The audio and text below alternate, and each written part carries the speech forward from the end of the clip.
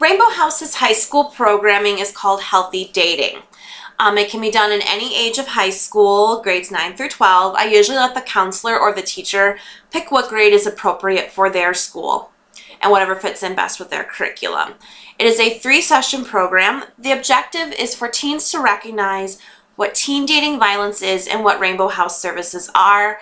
They learn about what respect, communication, how to be a courageous bystander, and how to help a friend in an abusive dating relationship. They also learn how technology impacts a dating relationship. The first session, we talk about what Rainbow House is, what our services are, and I do talk a lot about what the particular teen services are, because I think a lot of teens don't realize the help that's out there for them if they need it. And I do stress a lot of our legal help, such as restraining orders. I don't think they realize that if you are under 18 years old, you can get a restraining order against an abusive boyfriend or girlfriend if, of course, the situation is appropriate and the courts deem that you are eligible to get one. And I think that really helps them to realize that there is help out there for them. And then we do the Teen Respect Wheel and the Teen Power and Control Wheel. To give you a background, the Power and Control Wheel is a tool that domestic violence programs use to help explain abusive behavior as well as why a victim might stay in an abusive relationship. And so there's one that's specifically tailored to teens because teen relationships aren't exactly like adult relationships. So this shows particular things that might be something relevant to teens rather than an adult. And then there's a flip side of a Power and Control Wheel. That's the Respect Wheel of what a good relationship would look like.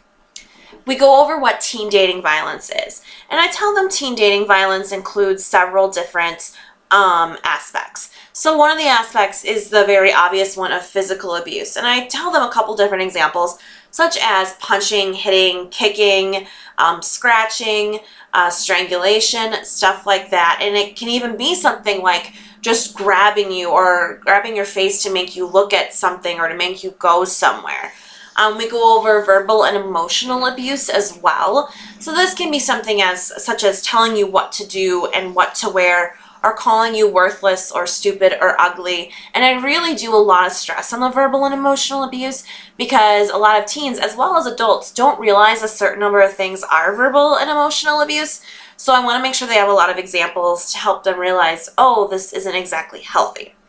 And then we go over sexual abuse and sexual assault. So I do a little bit of the continuum of something like it can be sexually demeaning comments, such as calling somebody a slut or a whore, all the way up to something as sexual assault.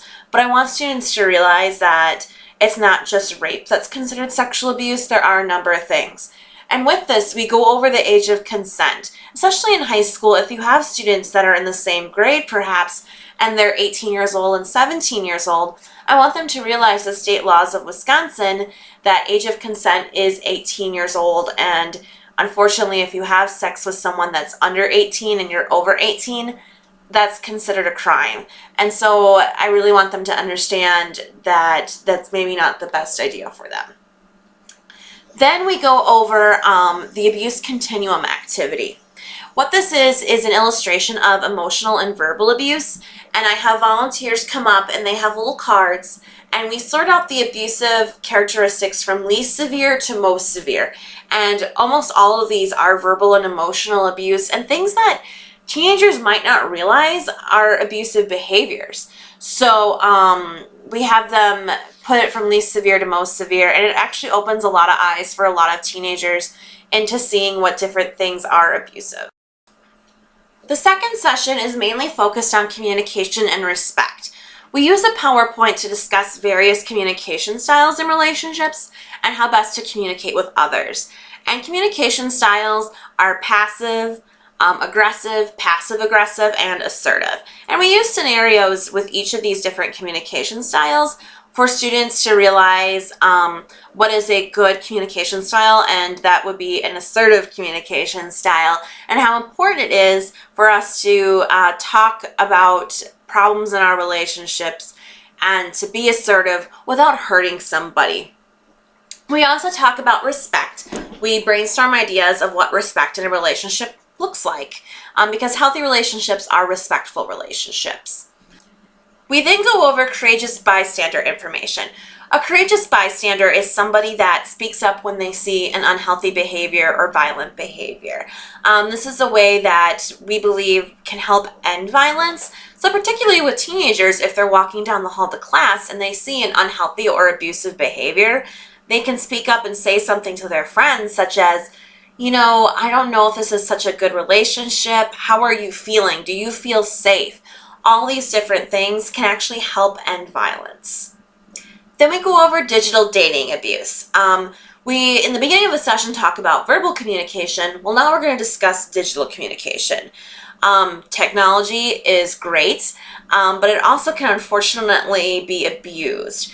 So teenagers are always using their cell phones and computers, it seems like. So it's really important that they realize how to use these things respectfully. So we watch a digital dating abuse DVD where it goes over different examples, such as sending inappropriate sexual pictures, which is otherwise known as sexting. And I do point out to them that if they are sending or receiving photos and the participant, the person that is nude in the picture, is under 18 years old, that is a very serious crime, and it is actually child pornography. And a lot of them don't actually realize that. So it's very important that they see that this is a big deal. The third session is all about getting help for an abusive relationship. So I bring in a local law enforcement officer to talk with us about the legal side of dating violence. This is including reporting dating violence. How do you go about reporting an abusive relationship? What are the different crimes considered by the laws that are committed? So for example, things such as disorderly conduct, battery, sexual assault. And then we go over the potential consequences for offenders. Can you get a ticket? Which absolutely you can. Will these things stay on your record? Absolutely. Are different things felonies, which carry different things such as, you can't vote, you can't own a firearm, all these different things to help them realize that this is a very serious issue. And if you commit these crimes, they're likely going to stay with you for the rest of your life, the consequences.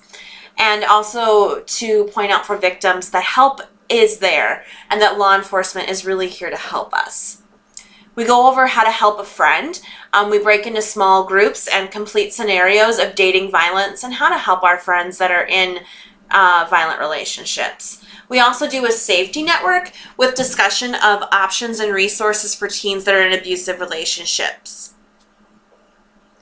That wraps up our teen dating violence curriculum for high school students. If you have any more questions about this, I would be happy to answer them. I also would be happy to preview this program in more detail for you.